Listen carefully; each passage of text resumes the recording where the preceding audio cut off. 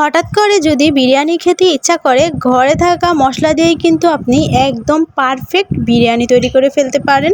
তো আমার ঘরেও কিন্তু অল্প একটু মাংস ছিল, সেই মাংস দিয়েই কিন্তু আজকে মাটন বিরিয়ানি রান্না করছি। খেতে কিন্তু ইয়ামি ছিল। আসসালামু আলাইকুম, সবাই কেমন আছেন? আলহামদুলিল্লাহ আমিও ভালো আছি, আশা করি আপনারাও ভালো আছেন। এখানে 300 গ্রামের মতো মাংস আছে। মাংসগুলো আমার তেমন একটা পছন্দ না, তো এই জন্য এগুলো দিয়ে আজকে বিরিয়ানি রান্না করব। তো এখানে আমি আদা রসুন বাটা, সাথে হচ্ছে কাজু বাদাম কাঠবাদাম বাটা, ঘরোয়া হচ্ছে বিরিয়ানি মশলা, একটু হচ্ছে জিরার গুঁড়া, একটু লাল মরিচের গুঁড়া, একটু হচ্ছে টমেটো সস, একটু হচ্ছে লবণ আর হচ্ছে টক দই দিয়ে আমি এগুলাকে ভালো করে মেখে আধা ঘন্টার জন্য রেখে দিব ফ্রিজে। অনেক খোঁজাখুঁজির পরে এতটুকুই ছাগলের মাংস পেয়েছি। ছাগলের মাংস আমি খাই না, আমার পছন্দ না। আমার ভাইয়ের জন্য রান্না করতেছি, ওনার আবার খুবই পছন্দ এগুলা। তো এখানে আমি সয়াবিন তেল দিয়ে একটু পেঁয়াজ ভালোভাবে ভেজে নিয়েছি। হালকা যখন পেঁয়াজটা ভাজা হয়েছে তখন কিন্তু আমি মাংসটা দিয়ে নিয়েছি। মাংসটা হচ্ছে আমি 15 মিনিট পানি ছাড়াই একদম লো আঁচে রান্না করে নেব, পানি দেওয়া লাগবে না।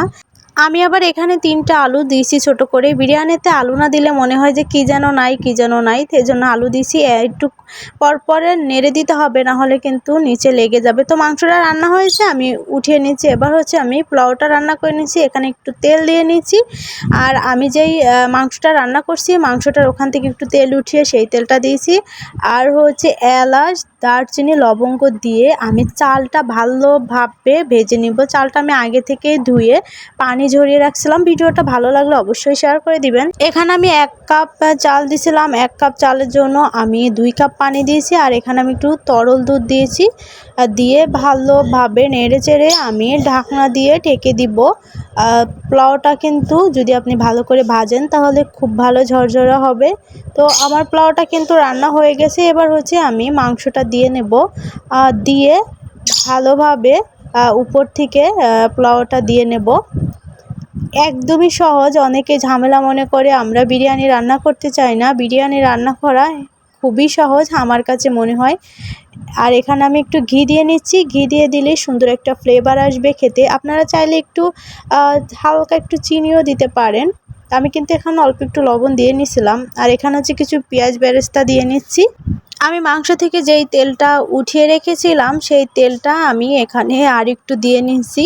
দেখতেও সুন্দর লাগবে, খেতেও কিন্তু দারুণ হবে। আমার কাছে মনে হয় এর থেকে সহজ রেসিপি বিরিয়ানির আর হতেই পারে না। এবার হচ্ছে আমি একটু উল্টে পাল্টিয়ে নিচ্ছি। আর বিরিয়ানিটা কিন্তু খেতে খুবই ভালো ছিল। আপনারা কিন্তু ঝটপট খুব সহজেই এটা রান্না করতে পারেন। আর ভিডিওটাকে কোথা থেকে দেখছেন অবশ্যই কিন্তু জানাবেন। এরকম একটা বিরিয়ানি যেটা ঘরোয়া মশলা দিয়ে তৈরি করা যায়, খেতেও দারুণ আর রান্না করতে কিন্তু খুবই সহজ। তো এতক্ষণ সাথে থেকে বকবক শোনার জন্য অসংখ্য ধন্যবাদ। নেক্সট ভিডিওতে আবার দেখা হবে। সবাই ভালো থাকবেন। আল্লাহ হাফেজ।